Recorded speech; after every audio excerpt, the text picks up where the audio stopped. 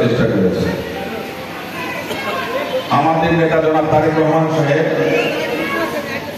এই দলের নেতৃত্ব দিচ্ছেন, দলের তিনি ভারপ্রাপ্ত চেয়ারম্যান।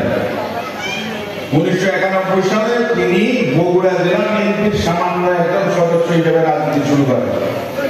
উনি উড়ে এসে দূরে কিন্তু বসেন না, উনি কিন্তু মাঠ থেকে রাজনীতিটা করেছেন, অনেক নির্যাতন জুলুমের শিকার হয়েছেন। উনি জেলে ছিলেন একেবারে সময়, সেই সেনাবাহিনী সমর্থিত তত্ত্বাবধায়ক সরকার ওনার প্রাণহানি, ওনার জীবন নাশ করতে চেয়েছে, ম্যাডামকে রাজনীতি থেকে বের করে দিতে চাইছে। তারা ম্যাডামকে বিদেশ যাওয়ার জন্য বলেছিল, শেখ হাসিনা চলে গেছে, কিন্তু বেগম খালেদা জিয়া যান নাই এই দেশটা ছেড়ে, কারণ তিনি কোনো অন্যায় করেন না। 2017 সালের নভেম্বর মাসের লন্ডনে আমি ম্যাডামকে বলেছিলাম যে ম্যাডাম আপনি দেশে যাবেন কিনা চিন্তা করেন। উনি বলল কেন?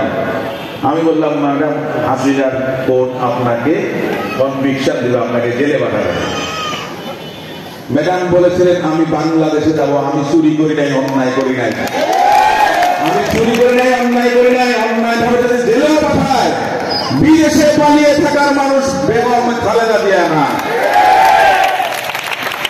মজলুমের মৃত্যুকে দীর্ঘ অনেক চিকিৎসা থেকে বঞ্চিত রেখেছেন হাসিনা।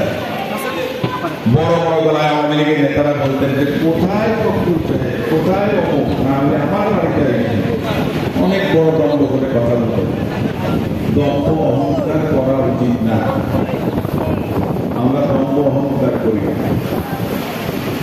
আমি আমার বক্তব্য শেষ করব আপনাদের সঙ্গে। আমি এখানে ধানের শীষের পক্ষে